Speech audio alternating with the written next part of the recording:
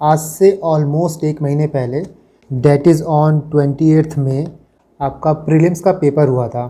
And उसके बाद काफ़ी डाउट आए कि रिसोर्सेज बदल देने चाहिए और अप्रोच आपका अलग होना चाहिए एग्ज़ाम को लेके। डाउट होना लाजमी भी था बिकॉज़ पेपर ही कुछ ऐसा आया था कि बहुत कुछ शेकन अप कर दिया था। चाहे आप GS1 की बात करो या तो फिर CSET की बात करो। सो जो भी लोग 2024 की प्रिपरेशन कर रहे हैं उनके मन में डाउट है कि रिसोर्सेज क्या यूज़ किए जाएं। और जो पहले से प्रिपरेशन करते हुए आ रहे हैं, जो 23 दिए हैं बट उनका क्लियर नहीं हुआ है प्री, उनके मन में ये डाउट है कि जो रिसोर्सेज हम फॉलो कर रहे हैं हम उसी को फॉलो करें या फिर कुछ चेंजेस लाएं। देखो, कुछ चीज़ें आपको चेंज तो करनी पड़ेंगी। एक दो रिसोर्सेज ऐसे हैं जो आपको ऐड करने होंगे, बट अबव ऑल आपको चीज़ों को पढ़ने का, चीज़ों को देखने का नज़रिया थोड़ा बदलना होगा। जो प्री का पेपर हुआ है आपका, उसको अगर आप एनालाइज़ करोगे अच्छे से तो आपको रियलाइज़ होगा कि चीज़ें अब बहुत सुपरफिशियल नहीं पूछी जा रही हैं। जो भी फैक्ट्स पूछे जा रहे हैं काफ़ी डीप पूछे जा रहे हैं, काफ़ी घुस के पूछे जा रहे हैं। तो आपको भी चीज़ों को पढ़ते वक्त थोड़ा क्यूरियस होना पड़ेगा। जहाँ भी आपको लगे चीज़ें आपको समझ में नहीं आ रही हैं, please Google that terms, Google that concept. Concept को बिना समझे, बिना इंटरनलाइज़ किए आप आगे नहीं बढ़ सकते हो। और कभी कभी क्या होता है ना कि you might not able to fight but you can survive the situation. इस बार का जो पेपर आया था सब कुछ बहुत ज़्यादा रैंडम था, बहुत ज़्यादा एम्बिगुअस था।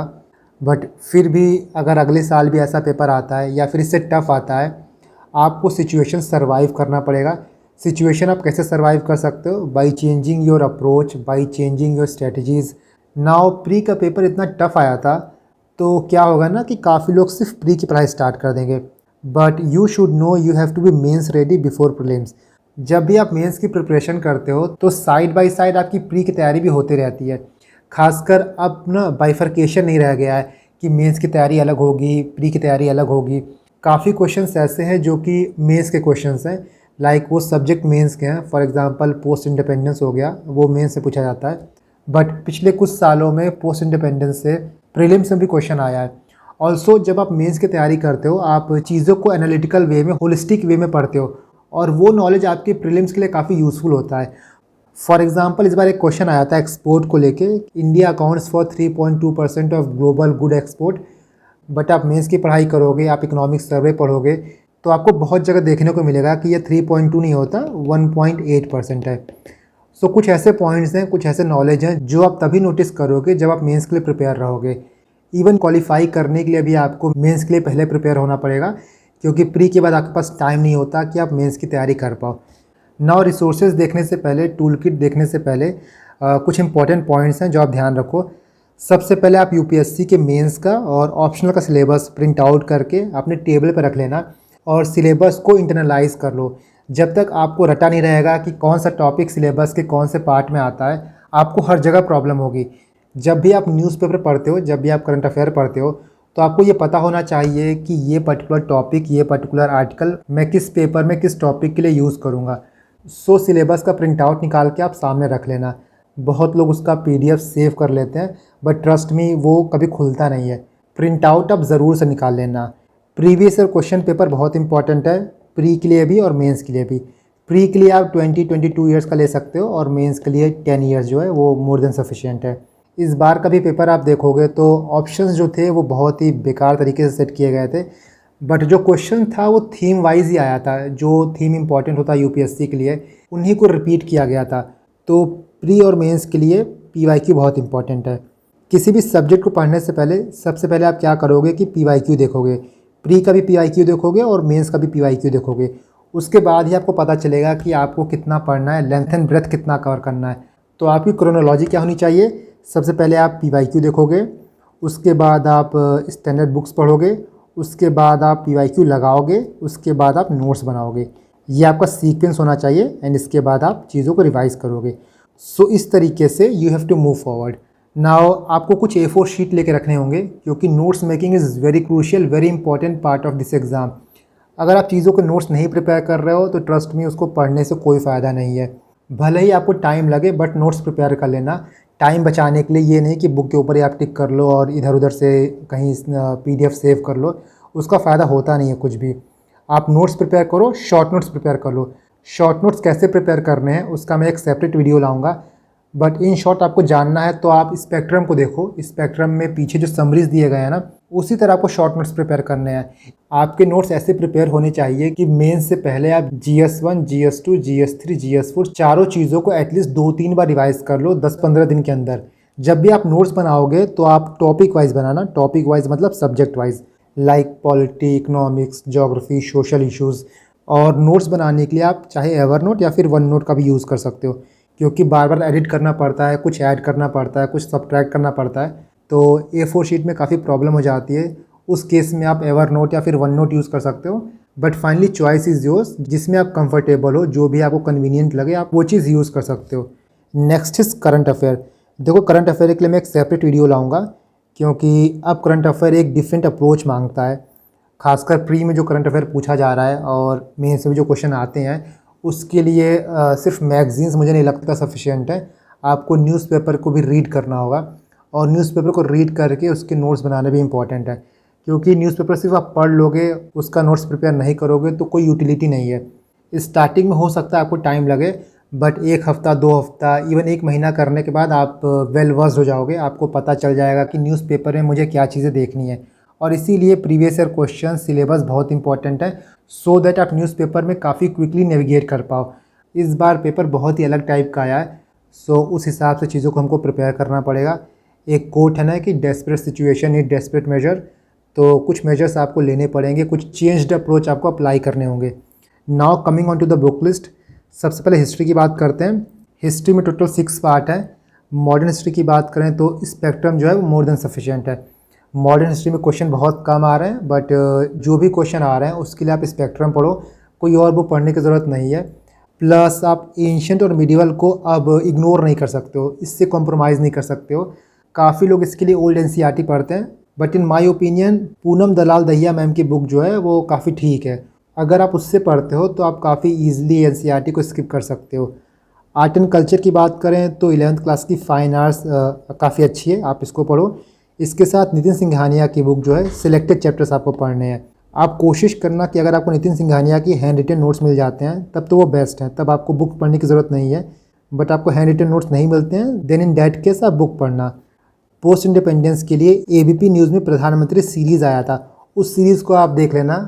काफ़ी अच्छे से चीज़ों को बताया गया है और आपको एक बेसिक ओवर आइडिया मिल जाएगा, एक ओवरव्यू मिल जाएगा आपको। इसके बाद क्लास 12th की politics in India since independence, ये वाली बुक पढ़ लेना। वर्ल्ड हिस्ट्री में ओल्ड NCERT देख लेना अर्जुन देव की। देखो, सारी चीज़ें कंप्लीट करना ज़रूरी है, अब कुछ आप छोड़ नहीं सकते हो। वर्ल्ड हिस्ट्री, पोस्ट इंडिपेंडेंस बहुत ज़्यादा नहीं पूछा जाता है मेंस में, बट UPSC का कुछ नहीं पता, हो सकता है कि वर्ल्ड हिस्ट्री से 4-5 question they they. This is why अगर आप UPSC को अपना टाइम दे रहे हो, UPSC में अपना इतना क्रूशियल यूथ इन्वेस्ट कर रहे हो, तब सारी चीज़ें पढ़ के जाओ। एटलीस्ट जो बेसिक मिनिमम रिक्वायरमेंट है ना, उसको फुलफ़िल कर लो। वर्ल्ड हिस्ट्री में श्रेयांश सर के नोट्स हैं, वो काफ़ी अच्छे हैं। ये देखो, श्रेयांश सर के नोट्स हैं, मैं इसको अपने टेलीग्राम चैनल पर अपलोड कर दूंगा। इस नोट्स को आप यूज़ कर लेना, प्लस NCERT देख लेना आप ना। ज्योग्राफी की बात करें तो 11th क्लास की NCERT पढ़नी है आपको, 12th की मत पढ़ना, 11th की पढ़ना। राजतनिल मैम के YouTube वीडियोज़ देख लेना, और इसके नोट्स के लिए आप मंदार पटकी सर के नोट्स रेफ़र कर लेना। इनके नोट्स को भी मैं अपने टेलीग्राम चैनल पे अपलोड कर दूंगा। इन्होंने अपने नोट्स राजतनिल मैम की वीडियो से ही बनाया है, ये उनके नोट्स हैं, मैं इसको अपलोड कर दूंगा। और जो भी एक्स्ट्रा इन्फॉर्मेशन होगा ना, आप साइड में लिख लेना। नाउ इसके बाद GC लियोंग जो है वो आपको पढ़ने की ज़रूरत नहीं है। GC लियोंग बुक 2 पार्ट में डिवाइडेड है, पार्ट 1, पार्ट 2। उसमें जो इंपॉर्टेंट है वो पार्ट 2 है, जहाँ पे आपको वर्ल्ड के क्लाइमेट के बारे में पढ़ना है। तो उसके लिए आप श्रेयांश सर के नोट्स को रेफ़र कर सकते हो, बुक को रेफ़र मत करना, उनके नोट्स रेफ़र करना। उनके नोट्स मैं आपको दिखा देता हूँ, ये उनके नोट्स हैं। और इन सारे नोट्स को मैं अपने टेलीग्राम चैनल पर अपलोड कर दूँगा, सो दैट इधर उधर भटकना ना पड़े, एक ही जगह आपको सारी चीज़ें मिल जाएँ। तो इनके नोट्स हो गए यहाँ पे। इसके बाद ऑक्सफोर्ड की एटलस बहुत इंपॉर्टेंट है। जिस भी कंट्री के बारे में पढ़ो उसको जाके मैप पे ज़रूर देखना। जो भी कंट्री न्यूज़ में हो, जो भी रीजन न्यूज़ में हो, उस रीजन को जाके आप एटलस पे देखो। और एटलस के साथ साथ ना आप गूगल मैप का यूज़ करना, क्योंकि मैंने फील किया है कि चीज़ें आप गूगल मैप पे देखते हो तो काफ़ी कन्वीनियंट रहता है। आप सिंपली सर्च करते हो तो वो एरिया आपको दिख जाता है, एक ब्रॉडर पर्सपेक्टिव मिल जाता है कि उस एरिया के आसपास क्या है, कौन सी कंट्रीज़ बॉर्डरिंग है, कौन सा सी पास करता है। बाकी उसको डिटेल में स्टडी करने के लिए आप एटलस यूज़ कर लेना। नाउ पॉलिटी में क्लास 11th की NCERT Indian constitution at work बहुत इंपॉर्टेंट है और बहुत अच्छी बुक है। अब जो पॉलिटी में क्वेश्चन आते हैं, खासकर प्री में जो आ रहा है, वो लक्ष्मीकांत के बियॉन्ड आ रहा है, अंडरस्टैंडिंग बेस्ड आ रहा है, उसके लिए एनसीईआरटी काफ़ी यूज़फुल है। लक्ष्मीकांत देखो आप छोड़ नहीं सकते हो, चाहे क्वेश्चन आए या ना आए आपको पढ़ना ही पड़ेगा। बिना लक्ष्मीकांत पढ़े आप ये बोल भी नहीं पाओगे कि पॉलिटी मेरा तैयार है। पीएम बख्शी की बेयर एक्ट आप ले लेना, जब भी आप लक्ष्मीकांत पढ़ना बेयर एक्ट के साथ पढ़ना, कोई भी आर्टिकल हो गया ना उसको बेयर एक्ट से पढ़ना, इसके बाद करंट अफेयर तो आप पढ़ोगे ही। नाउ इकोनॉमी की बात करें तो इकोनॉमी में एक ही रिसोर्स मुझे लगता है कि मोर देन सफिशिएंट है, डेट इज़ मृणाल सर की वीडियोज़। हालांकि इस बार का पेपर आप प्री में देखोगे तो बहुत कम क्वेश्चन उनके नोट्स से आए हैं, लेकिन आप कर भी क्या सकते हो ना, किसी के नोट्स से कोई क्वेश्चन नहीं आया है। सो कुछ चीज़ें तो अपने हाथ में नहीं है, बट कोर्स को कंप्लीट करने के लिए आप मृणाल सर की वीडियोज़ को यूज़ कर सकते हो, चाहे उनके नोट्स को यूज़ कर लेना। अगर आपने पहले उनके वीडियोज़ देखे हुए हैं तो मुझे लगता है कि नोट्स से काम चल जाएगा, वीडियोज़ देखने की ज़रूरत नहीं पड़ेगी। काफ़ी टॉपिक्स ऐसे हैं खासकर मेंस के लिए जो कि आपको इनके नोट्स में नहीं मिलेंगे, उसके लिए आप विजन की वैल्यू एडेड मटेरियल यूज़ कर लेना। एंड फाइनली करंट अफेयर, यहाँ पे इकोनॉमिक सर्वे प्लस बजट भी यूज़ होगा।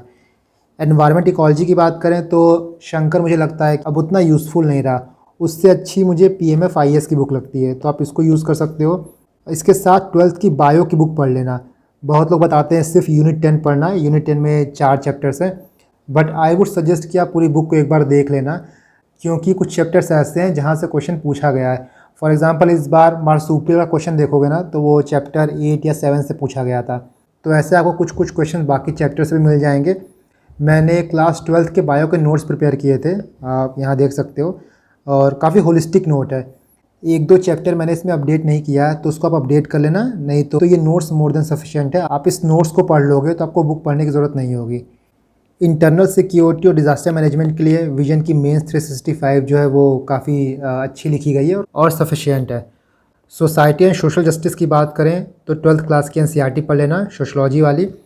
और जब भी सोसाइटी का आप आंसर लिखो ना, कुछ सोशल टर्म्स होते हैं आप उनको यूज़ किया करो। फॉर एग्ज़ाम्पल अगर आपको ये बताना है कि जो पुअर का प्रोपोर्शन है उसमें वुमेन का कंट्रीब्यूशन बहुत ज़्यादा है, तब आप इसको फेमिनाइजेशन ऑफ पॉवर्टी लिख सकते हो। जब आपको ये बताना है कि कोई family beyond couple and children है, तब वहाँ पे आप एक्सटेंडेड फैमिली का टर्म यूज़ कर सकते हो। आप जेंडर स्ट्रेटिफिकेशन यूज़ कर सकते हो, आप सोशल स्ट्रेटिफिकेशन यूज़ कर सकते हो। तो ऐसे कुछ टर्म्स हो गए जो कि सोशलॉजिकल टर्म्स हैं, और सोसाइटी के आंसर लिखते वक्त आप इनको यूज़ करना। विजन का वैल्यू एडेड मटेरियल इंपॉर्टेंट है सोसाइटी के लिए। बहुत से स्टैटिक टॉपिक्स ऐसे हैं जिनका आपको नोट्स यहाँ मिल जाएगा, बाकी क्वेश्चन मोस्टली करंट अफेयर से ही पूछता है। गवर्नेंस में आप विजन की मेंस 365 पढ़ लेना, इससे आपका हो जाएगा। इंटरनेशनल रिलेशन भी प्योरली करंट अफेयर बेस्ड आता है, तो यहाँ पे आप विजन की मेंस 365 पढ़ लेना।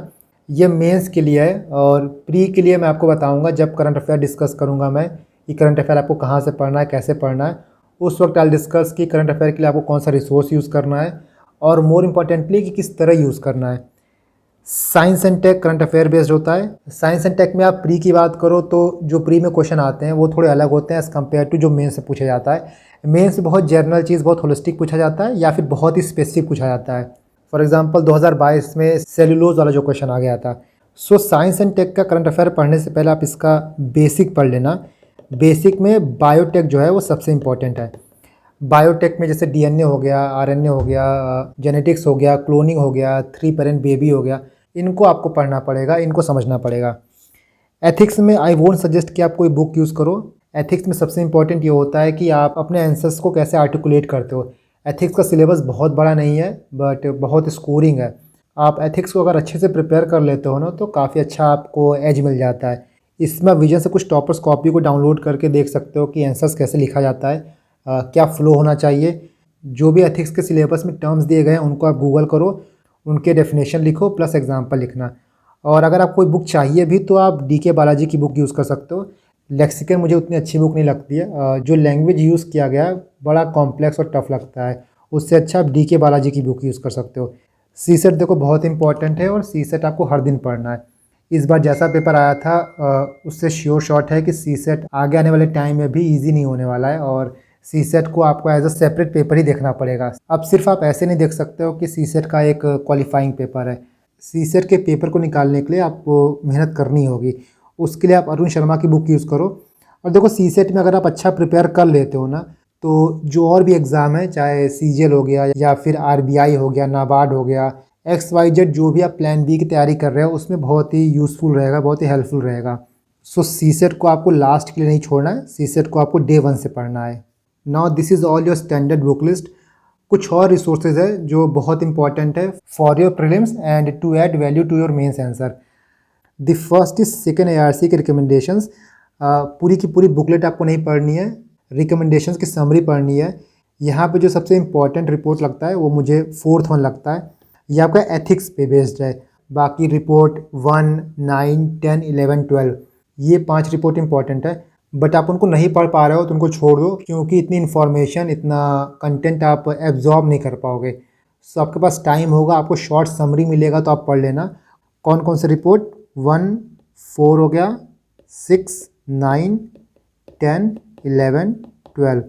फर्स्ट आपका RTI पे है, 4th आपका एथिक्स पे है, 6th आपका लोकल गवर्नेंस पे है, 9th आपका सोशल कैपिटल NGO और SSG पे है, 10th पर्सनल एडमिनिस्ट्रेशन पे है, 11th E-गवर्नेंस पे एंड 12th सिटीजन चार्टर पे।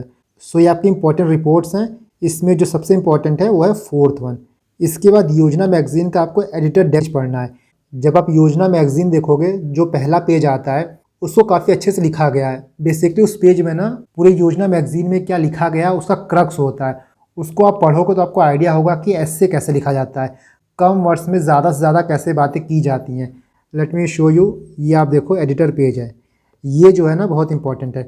एंड ये कुछ योजना का जिस्ट है, एडिटर पेज का कलेक्शन है।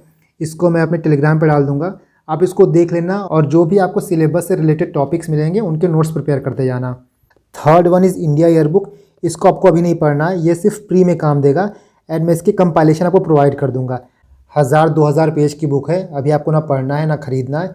दिसंबर के बाद मैं इसके जिस्ट को प्रोवाइड कर दूंगा, क्योंकि इस बार कुछ क्वेश्चन ऐसे थे जो इंडिया ईयरबुक से आए थे और यही एक एक्स्ट्रा रिसोर्स है जो इस बार आपको ऐड करना है।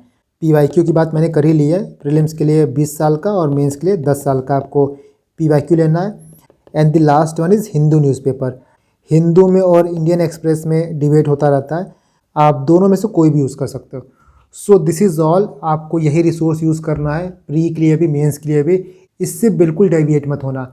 हो सकता है कोई दूसरे वीडियोज़ में आप ये देखो कि इस पर्टिकुलर बुक से प्रीलिम्स में इतने क्वेश्चन आ गए थे, यहाँ से इतने आ गए थे। तो देखो ऐसे हर साल ना 1-2 बुक आती रहती है, बट आपको जो अपना स्टैटिक रिसोर्स है, जो स्टैंडर्ड बुक्स है, उसको पकड़ के रखना है। चेंजेस अब बस इतना ही करने हैं कि जो भी चीज़ें आप पढ़ो थोड़ा क्यूरियोसिटी से पढ़ो। सिर्फ ऊपर से पढ़ के आप एग्ज़ाम में जाओगे तो बहुत टफ होता है क्वेश्चन को सॉल्व करना। नाउ इस वीडियो में मैंने आपसे बुक लिस्ट की बात कर ली है। इसके बाद जो नेक्स्ट वीडियो आएगा उसमें मैं होलिस्टिक टाइम टेबल की बात करूंगा कि आपको क्या टाइम टेबल फॉलो करना है, और मैं ब्रॉडर फ्रेमवर्क आपको दे दूंगा कि कब तक क्या चीज़ आपका कंप्लीट होना चाहिए, beat your optional, beat your note making, या फिर आपको टेस्ट सीरीज़ कब लगाना है, प्री के लिए कब से आपको प्रिपेयर करना स्टार्ट करना होगा। सो इन सारी चीज़ों की बात हम नेक्स्ट वीडियो में करेंगे।